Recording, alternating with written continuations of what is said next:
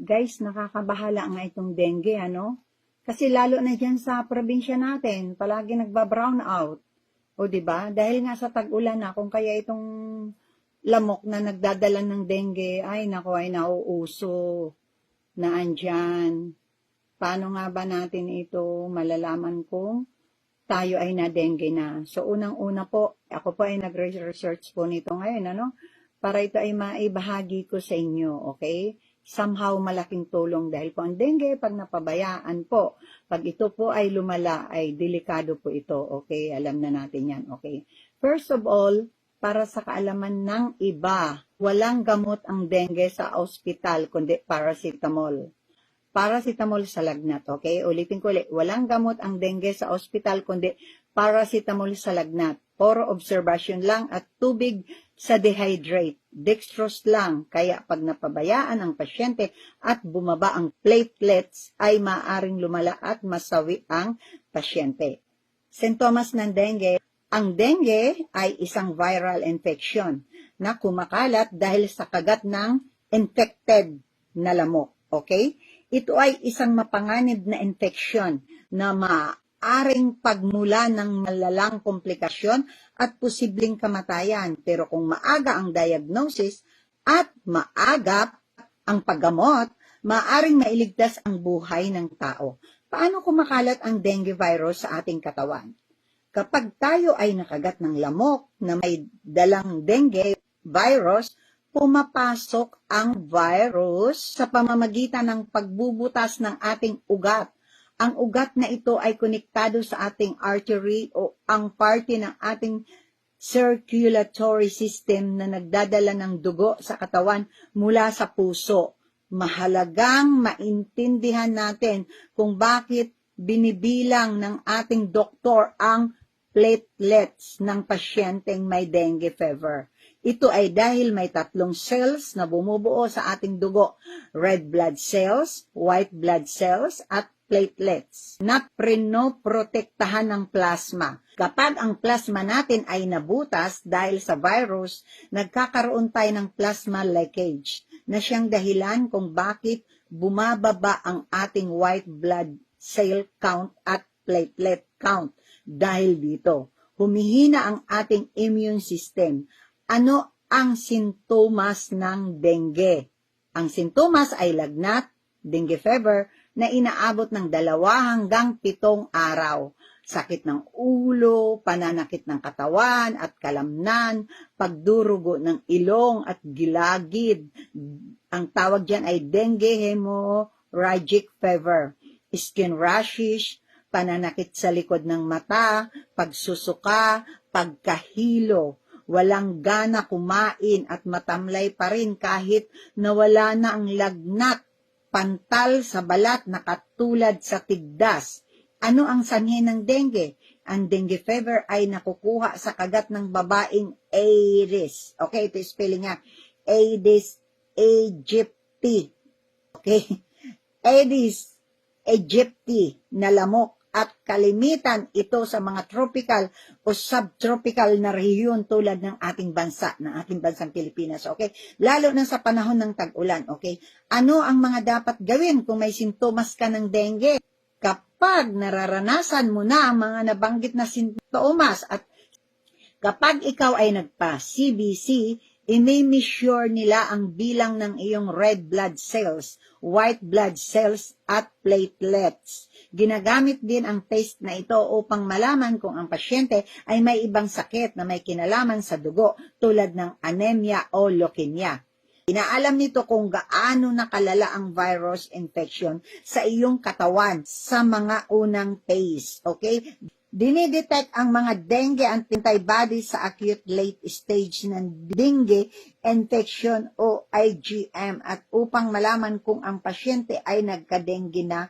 Paano alagaan ang taong may dengue? Walang tiyak na antiviral dengue treatment. Ang treatment o paggagamot ay para sa mga sintomas nito. Kaya napaka-importante na alaga at pahinga para ang katawan ay kusang gumaling. Heto ang mga pwedeng gawin upang maagapan ang sintomas ng dengue at mapabuti ang kalagayan ng katawan. I-monitor ang lagnat ng pasyente. Iwasang tumaas ang lagnat ng mahigit 39 degrees Celsius ang temperatura ng katawan. Kontrolin ang lagnat sa pamamagitan ng pagpapainom ng paracetamol kada 6 na oras. Huwag papainumin ng aspirin o ibuprofen. Okay? Ulitin natin ito ha, paracetamol lamang ang pwede sa may dengue. Huwag itong papainumin daw ng aspirin o ibuprofen. Okay? Huwag hayaang ma-dehydrate ang pasyente o maubusan ng tubig, di ba? Pakainin ang pasyente ng masustansyang mga pagkain. Patulugin at pagpahingain ng maayos ang pasyente. Kumonsulta agad sa doktor at ipatest ang pasyente kung siya ay nakakaranas na ng mga pagdurugo sa ilong o gilagid. Okay? Paano malalaman kung ikaw ay wala ng dengue? Bumalik na sa normal ang blood pressure? Yan. Diyan daw malalaman kung nagnormal na at nawala na ang dengue, kung bumalik na ang blood pressure, heartbeat, at breathing rate, kung nagnormal na ang rate ng paghinga.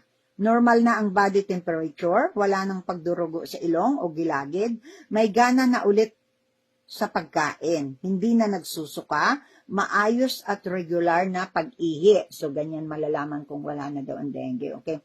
Paano maiwasan ng dengue? Panatiling malinis ang paligid, itapon o kaya ay takpan ang nakaimbak na tubig na pwedeng pamugaran ng mga kiti-kiti, palakasin ang immune system, kumain ng mabuti at regular na mag-ehersisyo. Sa mga bata, lakad-lakad lang, walking-walking, at sa mga senior ay walking-walking, ayan, part of exercise pa rin yan. Okay, o dancing-dancing para pawisan. Gumamit ng insect repellent, meron ako niyan, minsan nakakalimutan ko lang gamitin.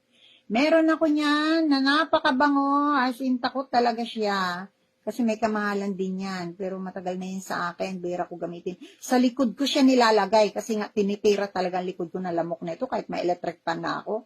OMG. Pero pag naglagay na ako niyan, wow, talagang takot talaga. Iaano ko kung anong pangalan ng ano na yun, repellent na ginagamit ko, hindi ko matandaan. Okay, ulitin natin ha.